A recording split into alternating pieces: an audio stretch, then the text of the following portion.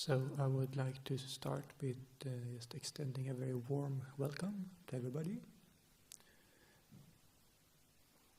This is the Sunday evening guided meditation at Cittaviveka Buddhist Monastery.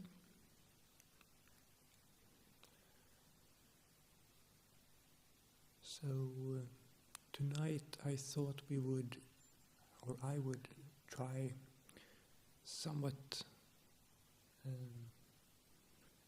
different style approach, and we'll focus on go through quite a normal guided meditation, but then I thought just every now and then I will share some tricks that I picked up over the years, how to work with the breath and other things, and hopefully that's useful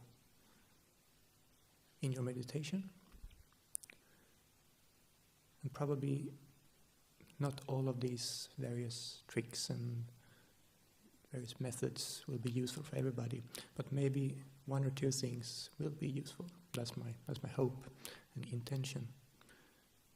And then we can take those with us and use in our practice.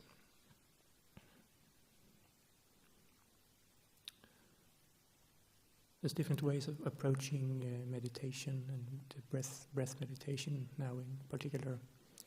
Sometimes it's just observing the breath, focusing on developing mental qualities that way, keeping an observant, wakeful attitude, developing sati, mindfulness.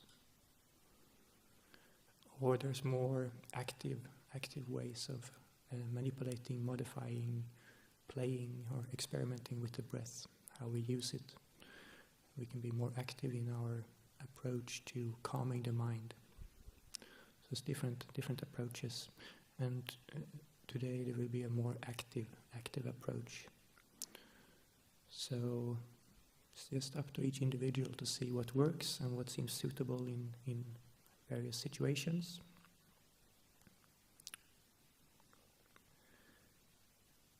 But first, as usual, we start with a short period of chanting, just to set the mind in the right mood and get into a spiritual atmosphere. So we start on page 19 in the dark brown book, and it's called Dedication of Offerings. So page 19.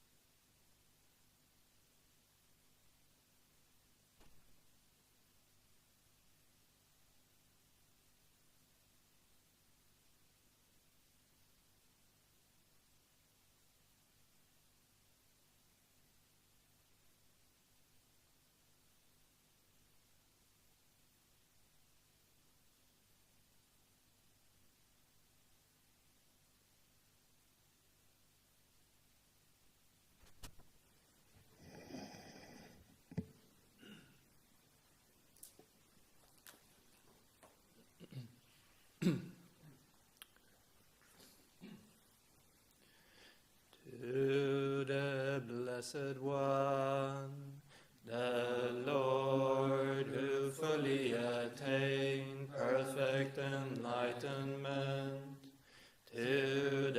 the teaching which he expounded so well, and to the Blessed One's disciples who have practiced well, to these the Buddha, the Dhamma, and the Sangha, we render with offerings our rightful homage.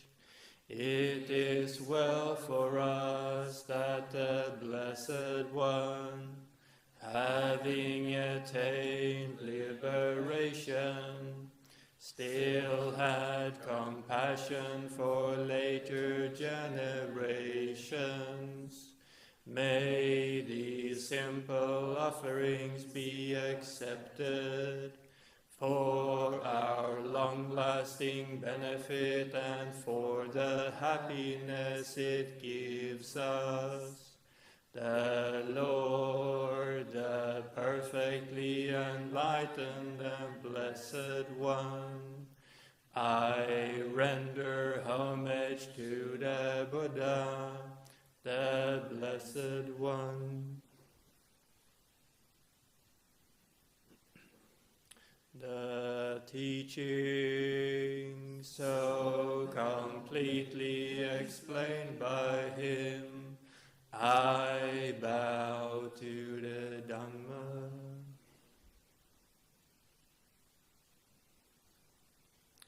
The Blessed One's disciples who have practiced well, I bow to the Sangha.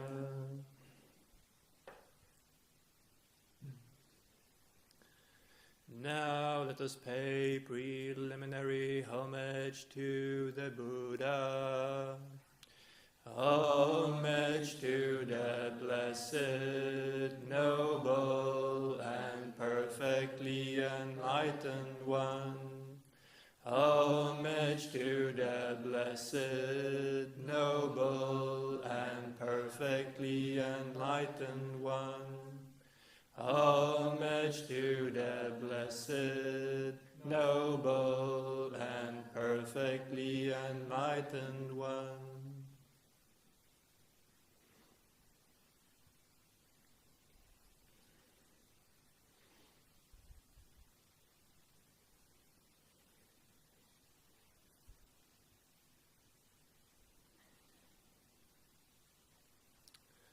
And next we can go to page 41, which is Reflections on Universal Well-Being.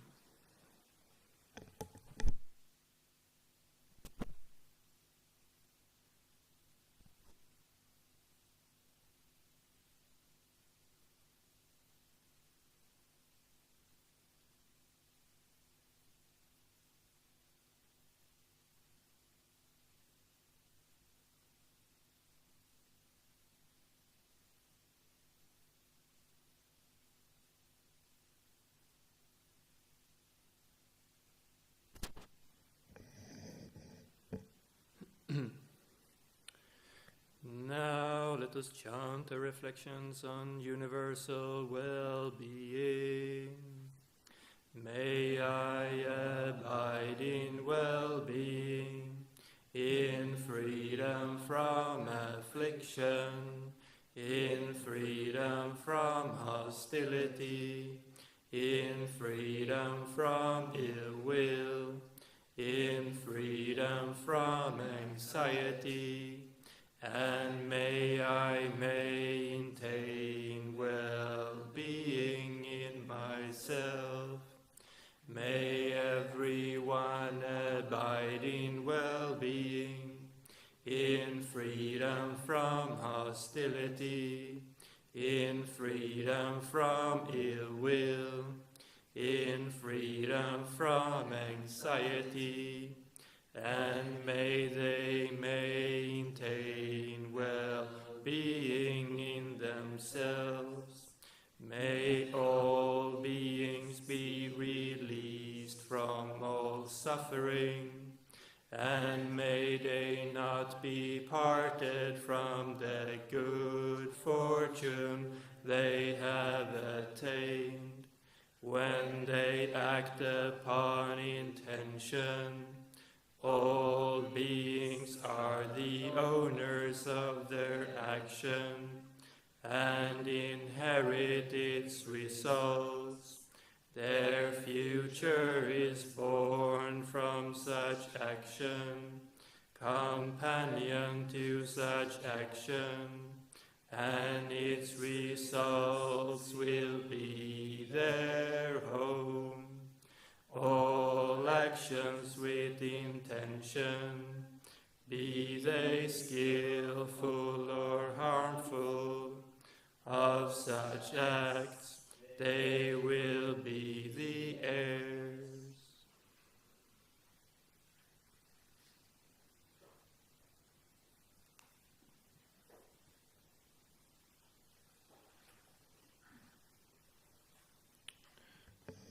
Okay, so please assume a comfortable, suitable meditation posture.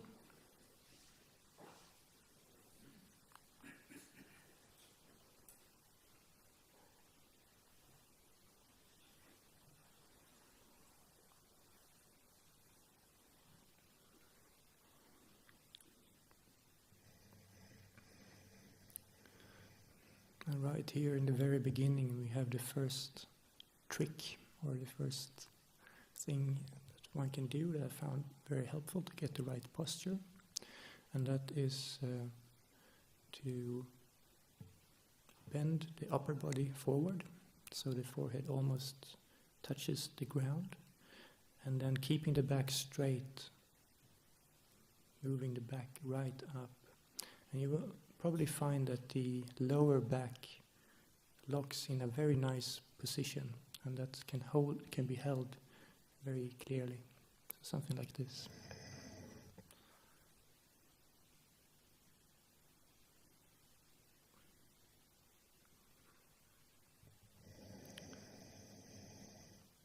You see if you feel a difference in your lower back, and how that can help get it in the right position.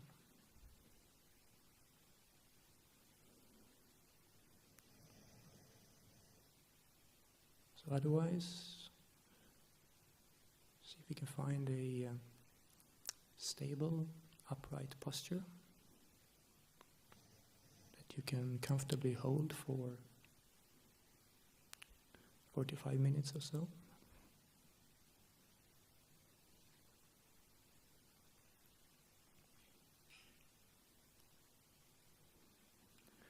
And here we aim to have the spine upright and to be relaxed around the spine. And a common way to achieve this is to imagine there is a thread, or a small thread attached to the crown of the head that's pulling you upwards, lifting you up, and that straightens the spine. But we don't keep in that awkward position. So we straighten up, and then we relax everything, relax the shoulder, relax around the spine. So the spine is straight, but we relax it, relax everything else around it.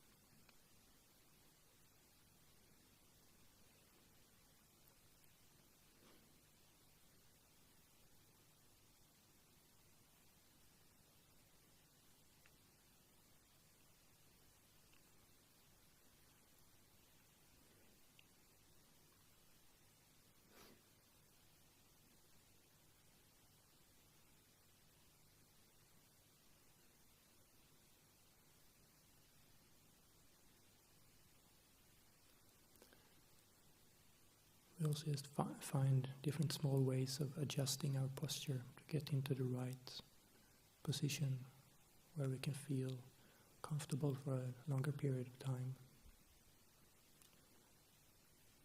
Another way to find the right position is just to go a little bit from side to side, starting a little bit wider and then slowly, like a pendulum, coming to the middle, finding just the right spot where the back, the spine seems straight and in the right position. And we can do this both from side to side, but also front to back.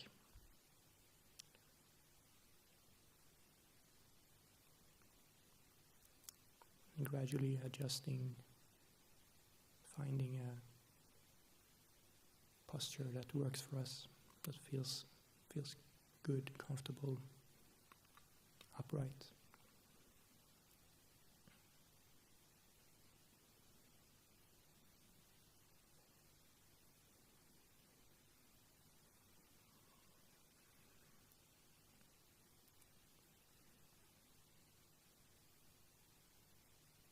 And to demarcate the start of a meditation, it can be very useful to take a couple of very long, deep breaths. This indicates to us that now we're starting formal meditation, and it gives the mind a signal that now we're changing mode.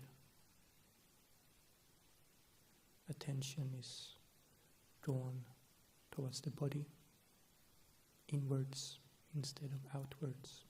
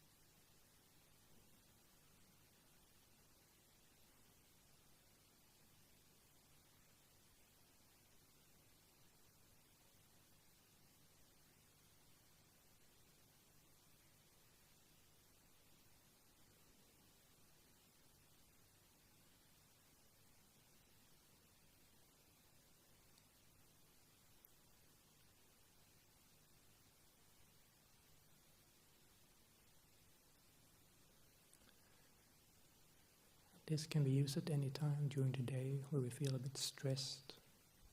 There's a lot of things going on externally, internally. Just take 10 seconds or so, deep breaths. Very, very simple technique, but it can make a huge difference.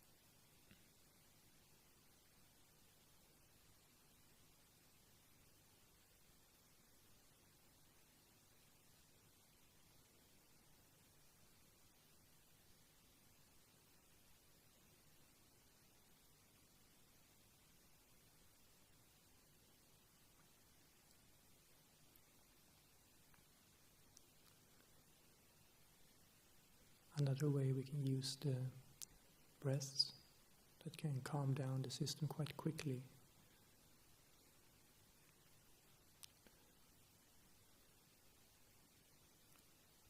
is to, when we breathe out, at the end of the out breath, we're very observant.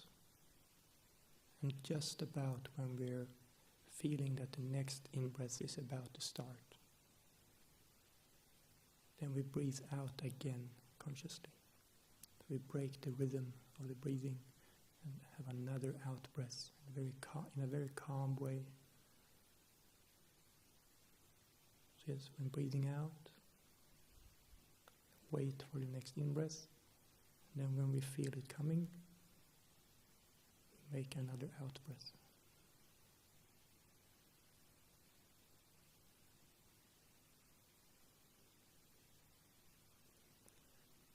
This can be somewhat tricky to get it right and take some practice. But what we are looking for here, when you feel that calms down the system quite a lot, you feel the calmness in the body, that's what we're looking for here.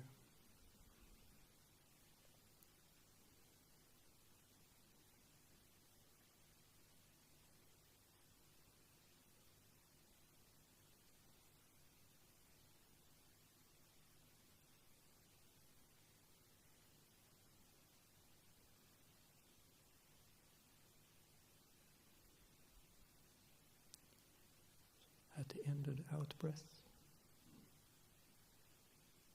stay observant. When we sense that the next in-breath is about to happen, relax with another out-breath.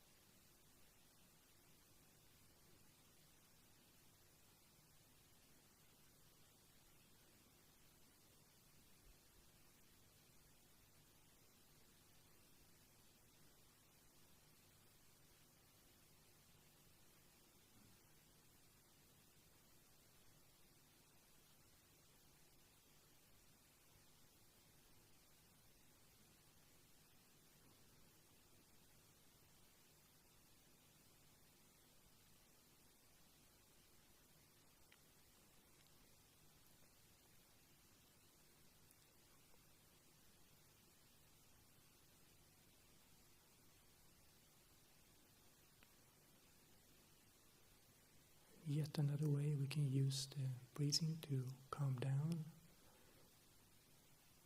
in a relative quick way is to have a very, very long out breath. Very slow, very long, very gentle.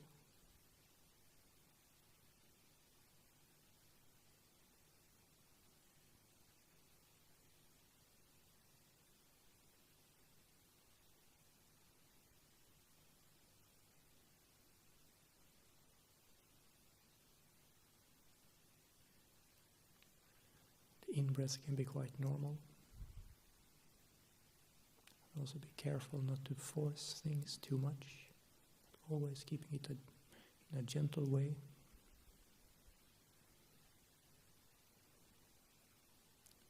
A very long, very slow out-breath.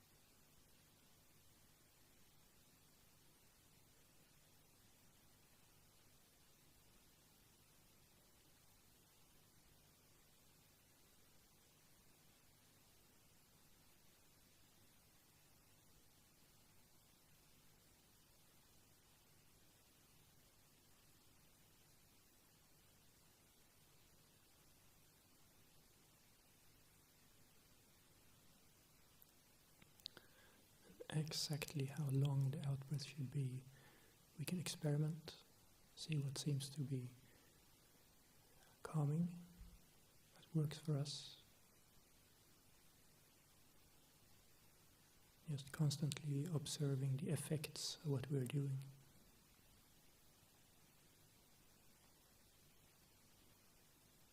And learning from it.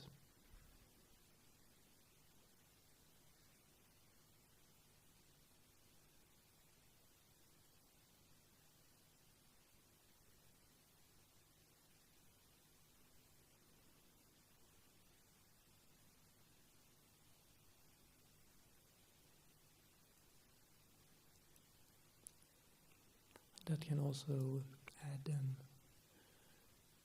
element of experimentation, interest, even playing around a bit.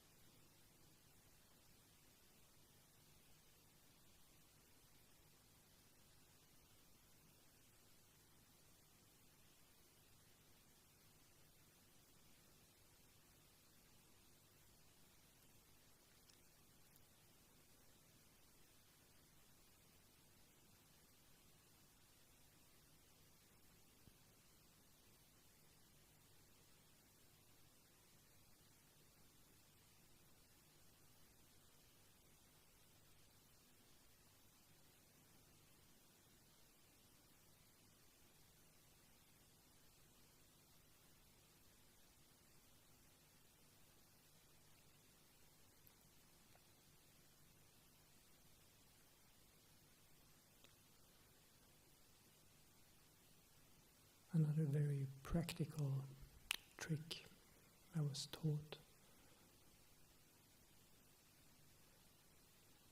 is if we're about to sneeze. Sometimes this happens in meditation.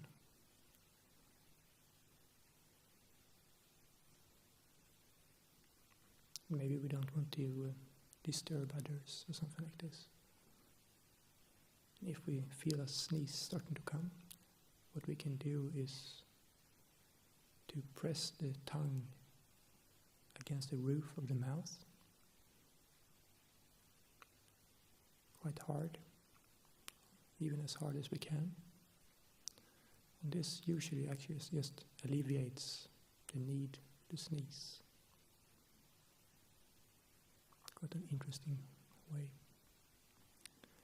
If that's not enough, we can also put just a finger or two fingers just underneath the nose. That usually also helps. That pretty much works every time, actually. That's my experience.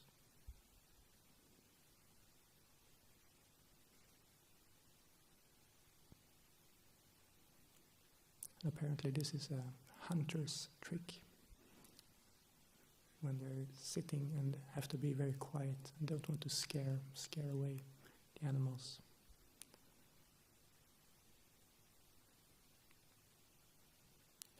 Maybe it's not a very wholesome perception, but that's what I heard.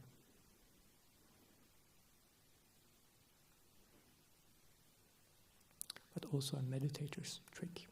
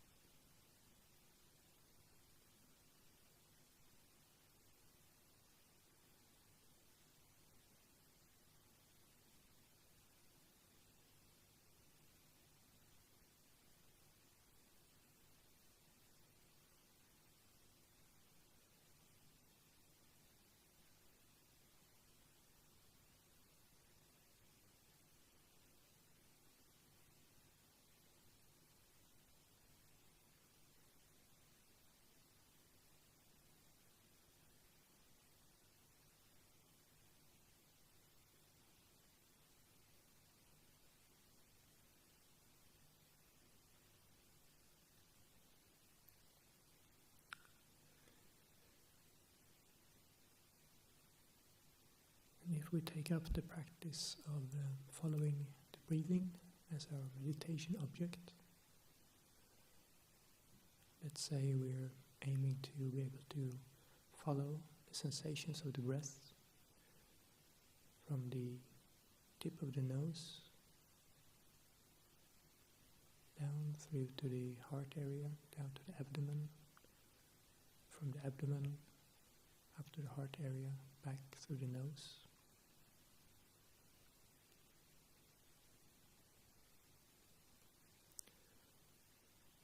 Very often the mind is distracted or gets distracted with other thoughts, worries, anxieties.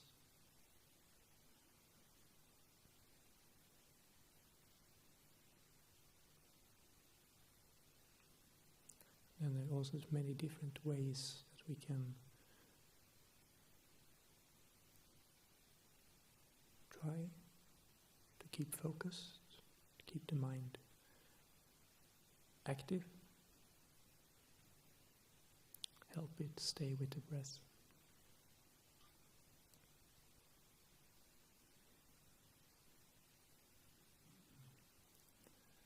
So one of those ways is to count very quickly. So with our attention, we follow the breathing process from the nose down to the abdomen.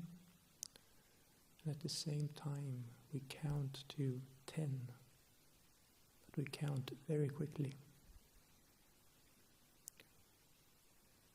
And this is in order to not give the other thoughts any chance to break in.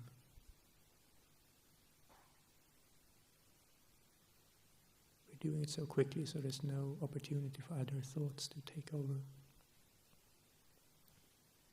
So it would be something like on the in-breath, 1, 2, 3, 4, 5, 6, 7, 8, 9, 10. On the out-breath, same thing, 1, 2, 3, 4, 5, 6, 7, 8, 9, 10.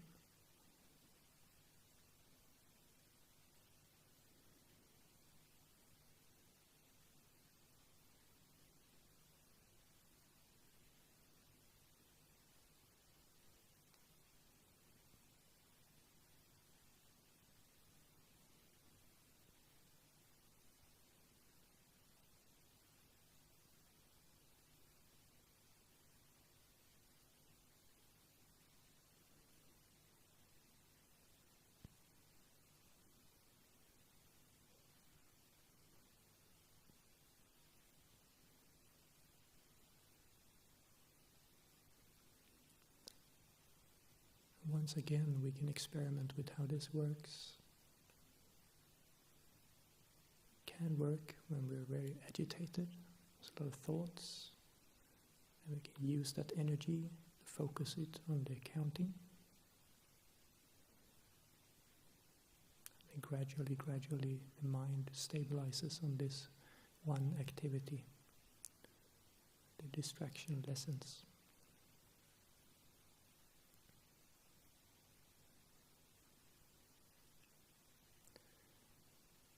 Or we can use it when the mind is a bit sluggish, tired, to get some activity, energy going.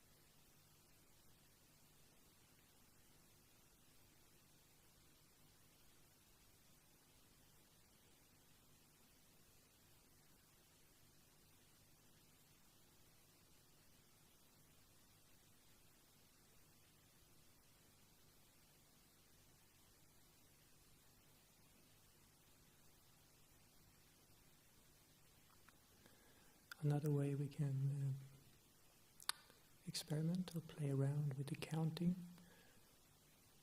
is to have a very drawn out counting of the breaths. So, for example, on the in-breath, mentally we recite 1, and then out-breath 1. Just as the same thing, we follow the breathing sensations with our attention.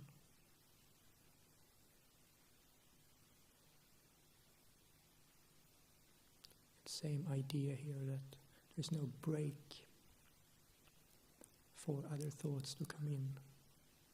It's a continuous mental recitation.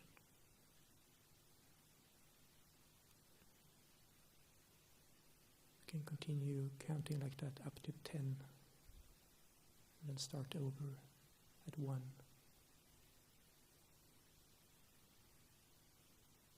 Just see if that seems useful to keep the attention on the meditation object.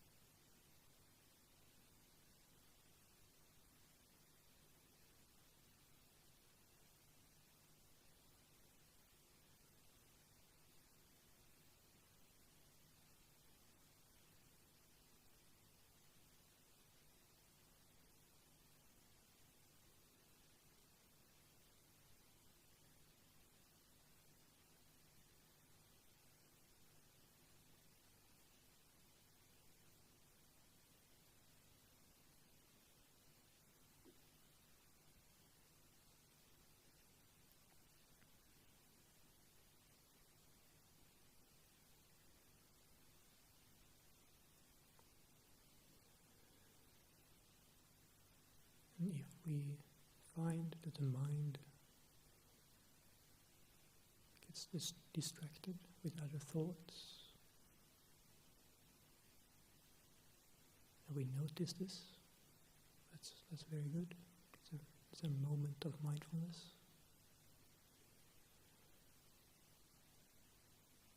And then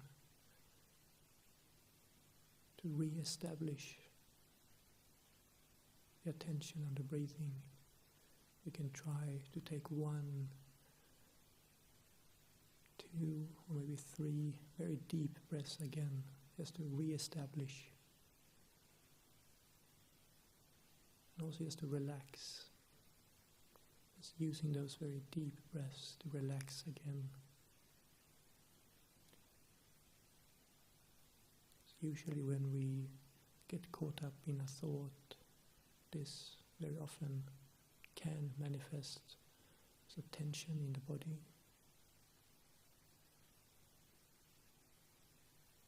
Some kind of holding on.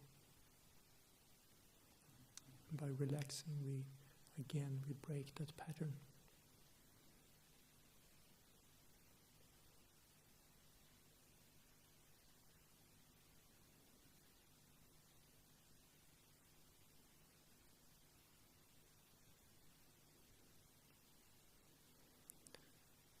And also just to do something that feels very good, instead of judging ourselves or judging our practice or something like this. Just very gently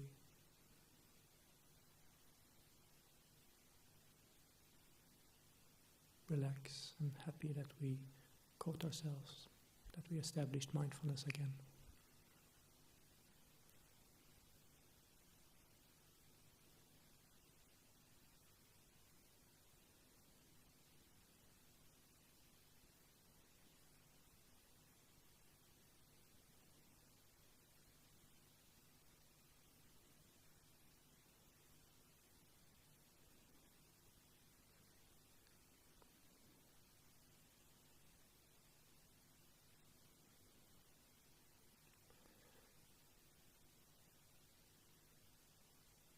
If that doesn't work, or still a lot of thinking, another way we can try is just to hold the breath for just a little while, see how that affects the thinking.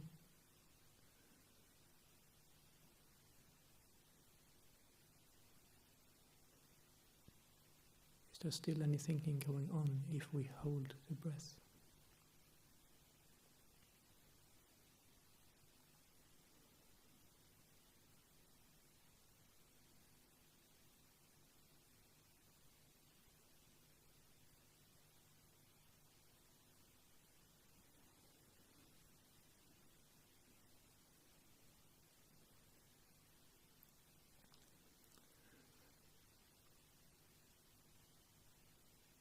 Obviously, being careful not to overdo it, but it can be a good lesson in the relationship between thinking and breathing.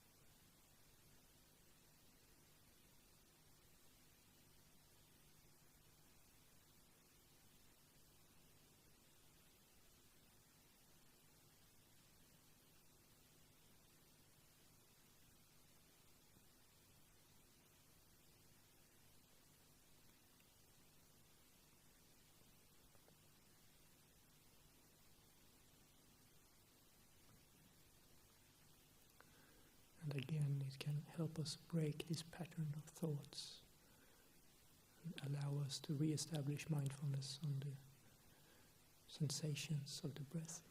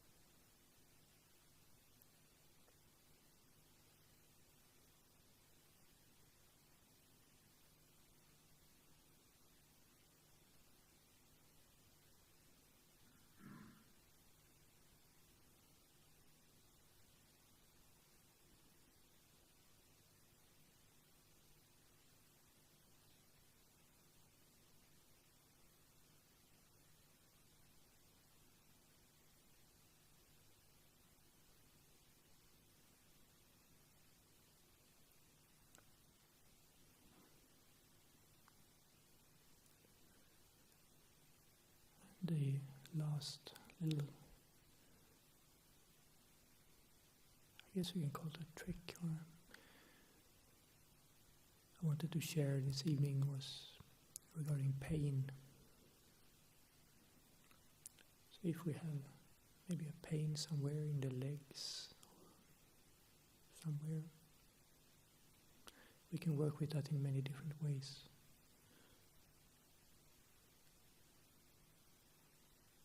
One interesting way I found, or one way I found interesting, so we focus the attention, place our attention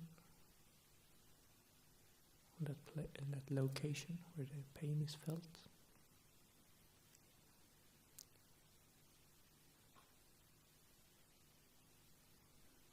Then see if we can pull that pain to a different location. Maybe up the leg, down the leg.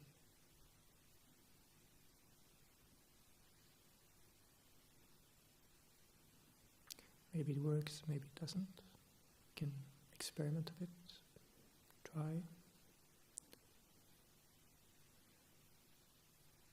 But if it works, what does that say about the nature of pain?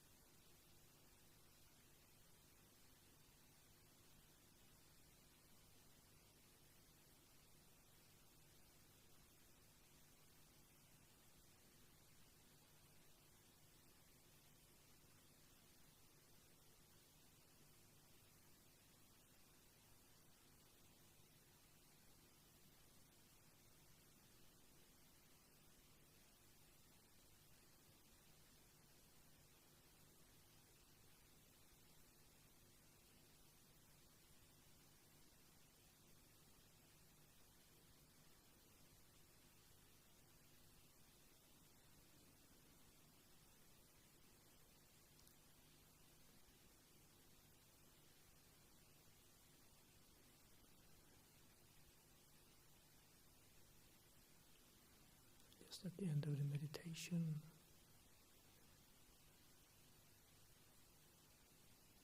it would be good to connect to the sensations of just sitting against the mat, a floor, a chair, connecting back to the physical.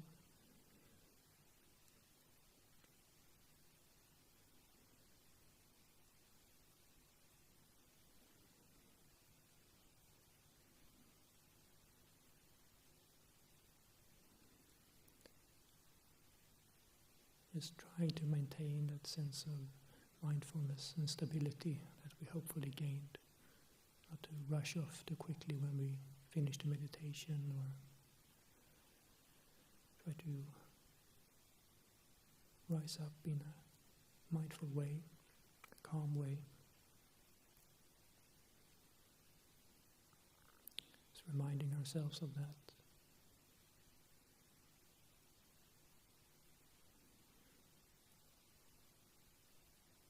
And gently and slowly just opening our eyes, just returning attention to the room.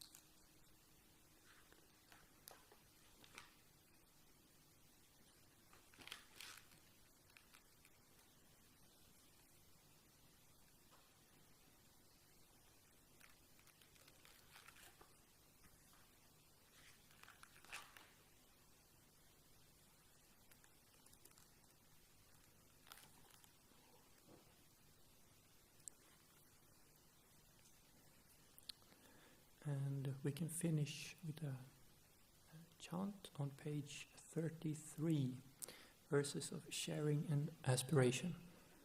Page 33.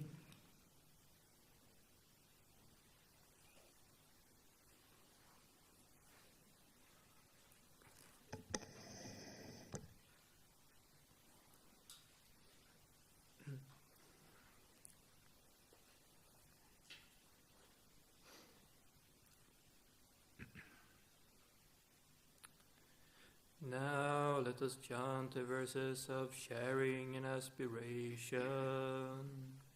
Through the goodness that arises from my practice, may my spiritual teachers and guides of great virtue, my mother, my father, and my relatives, the sun and the moon, and all virtuous leaders of the world, may the highest gods and evil forces, celestial beings, guardian spirits of the earth, and the Lord of death, may those who are friendly, indifferent, or hostile, may all beings receive the blessings of my life. May they soon attain the threefold bliss and realize the deathless. Through the goodness that arises from my practice, and through this act of sharing, may all cravings and attachments quickly cease, and all harmful states of mind, until I realize Nibbana. In every kind of birth, may I have an upright mind, with mindfulness and wisdom, austerity and vigor. May the forces of delusion not take hold, nor weaken my resolve. The Buddha is my excellent refuge. Unsurpassed is the protection of the Dhamma. The solitary Buddha is my noble guide. The Sangha is my supreme support. Through the supreme power of all these, may darkness and delusion be dispelled.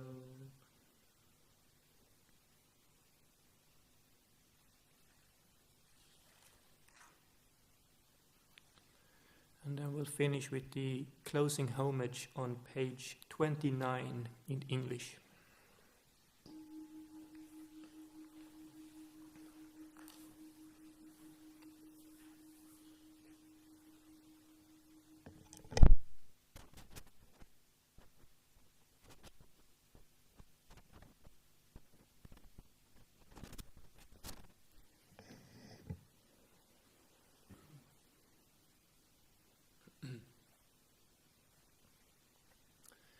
The Lord, the perfectly enlightened and blessed One, I render homage to the Buddha, the Blessed One. The teaching so completely explained by him, I bow to the Dhamma.